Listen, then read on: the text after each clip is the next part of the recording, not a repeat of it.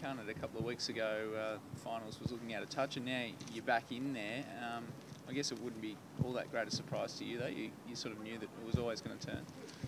Oh, I don't think you ever really know. All you can do is make sure that you're giving yourself every chance. And the competition's so even. We played some pretty good sides in the first half of the year, and they were too good for us. But they really gave us a good template for improvement, and we've worked really hard on that. And we're starting to see some improvement, but still a fair way to go. Carlton have been pretty competitive, probably ahead of last week. Are you expecting them to rebound pretty strongly this week? Yeah, I just thought that the story more last week was around how good Hawthorn is. I thought that they're the best team in the competition at punishing you on turnover and really making you pay for your mistakes. And I thought that was more a reflection on the Hawks than the Blues. We've looked a lot more closely at their previous month, and they have been very competitive. They've still got a lot of class on paper, and we're under no illusions in this competition that anything gets handed to you on a silver platter. You've got to work for it, and this week will be no different. It's something you've got to address with the players when you face a team coming off such a big hiding. Oh well, I think that players across the competition have all got pride in their performance, and the individuals will want to bounce back, but we'll be a lot more focused on what we've got to do. So we're really confident that if we produce our best, we'll be competitive against most. So that's the main focus.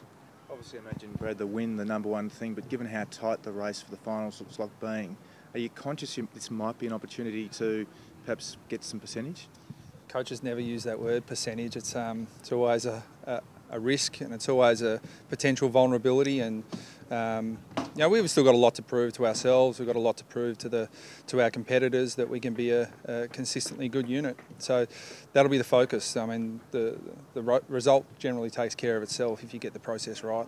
We see Daniel Wells out having a kick, Brad. What's sort of the prognosis with him at the moment? Yeah, look, it's slow but steady progress. We're still pushing really hard to get him back before the end of the year.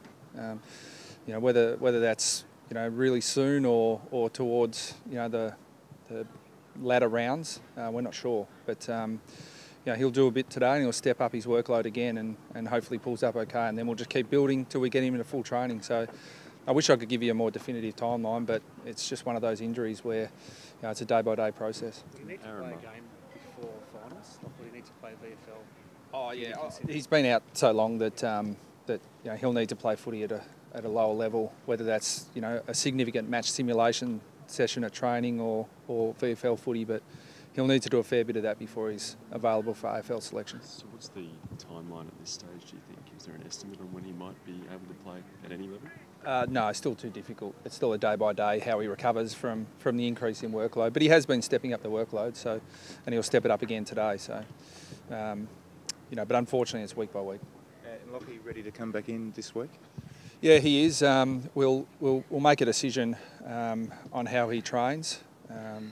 But look, it's difficult to come back into a winning side. When you've got guys who have performed, and we're in the performance industry, so guys who get the job done, possession tends to be 9/10 of the law. So he's back, medically available. We've just got to make a decision as to whether it's best for him and for us to come into the AFL side. And the injury he's had, Brad, is that just something that he's managing from last year? Is that sort of an ongoing condition that he's probably going to have to manage for the rest of his career? Oh, we hope not. Look, he had pretty major surgery last year on both hips, and he just aggravated that a little bit, but it's still infinitely better right now than it was this time last year. So the diagnosis at the moment is that it's just a minor aggravation, and he should be fine. Jared Wade, okay? Brandon was subbed off. Yeah, no, he's fine. We subbed him off. It was I know those conditions up at the Gabba this time of year. They're virtually wet weather games after about 7:30. So it was it was wet weather footy. So we had to make a decision between Brown, Petrie and Waite, and Wadey got the nod. Game 200 for him this week against his old side. What sort of a reaction do you think he's going to get from the Blues faithful? I don't really mind. I hope they get into him, because he tends to respond to a bit of a prickle. So hopefully they give him a nice rousing ovation and get him all fired up. But look, we've been really happy with Jared Wade. I mean, he's our equal third highest goal kicker this year. I think the highest. He's only played 16 games I think is his max in the last 4 years. And this week he'll play 16th for us. Still a fair bit of the season to go. But most importantly for us, it's not just his goal-kicking output. He's completely turned around the way he plays in the last 3 weeks. The last 3 weeks he ranks number 5 in the competition in pressure.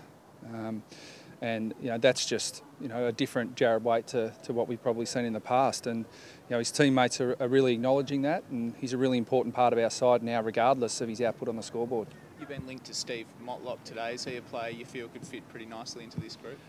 Steve wants to come. We're more than happy to have him, but we haven't spoken to him, so don't know where that's come from. But if he does want to come, we'll find a spot on the list. I don't think Chris is going to be too happy about that, though. Just more broadly in terms of your recruiting, do you think you would stay down the path of recruiting mature age players and trying to get you over the line for that premiership next year, or would you go younger?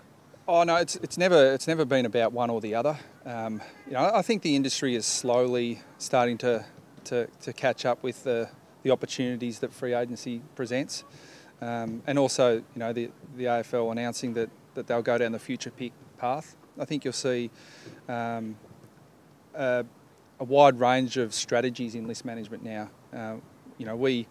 I've said any number of times that despite how many times I hear people say that we're topping up for a premiership tilt, I mean, we've taken our first 3 picks 8 years in a row.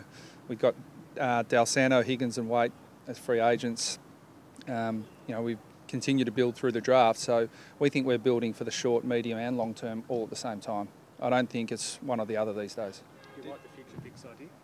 Yeah, I do. I think there needs to be more flexibility. I think that some clubs who lose players are really hamstrung in what they can get in return. So this just gives more option and more flexibility for clubs to be able to get deals done. I think that's a good thing. Did Lindsay do enough in the subs vest last week, Brad, to come back into the starting lineup? Well, he'll be in the 22. We've got a pretty tough decision on our sub because by the nature of the role, it's probably limited to maybe half a dozen players in your team. So, and he's one of those half dozen. So. He performed his role really well last week, and I was really happy with what he did when he came on. So, we need to get Lindsay back to his best for us to be a really good team. Boomer said last week he might come and knock on your door this week. Talk about next year. Has he done that yet, or? Oh, not.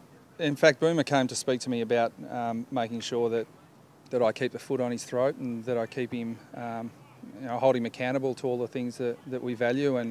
And he's actually talking about the opposite. He's worried about this week, he's worried about next week, and he's got a really short-term focus at the moment. And that's a credit to him.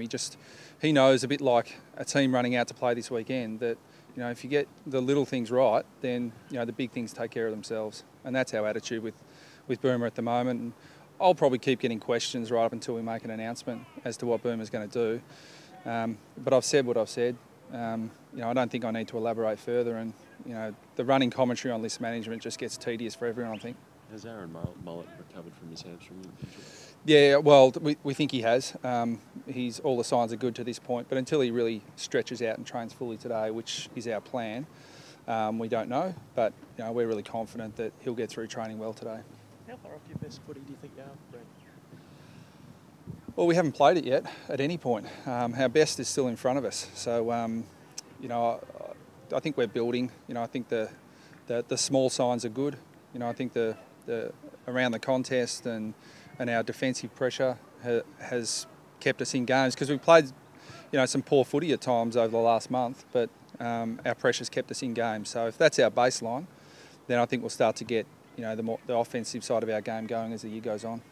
Any update, Brad, on Lee Adams? Soon, yeah. I think it's getting to the point now where Lee's been able to have all the appropriate tests because we just couldn't test him until he'd fully recovered from the short-term concussion. But yeah, we're really hopeful that we'll get the results of that really soon and we'll be able to announce it to you guys. Thanks, Brad.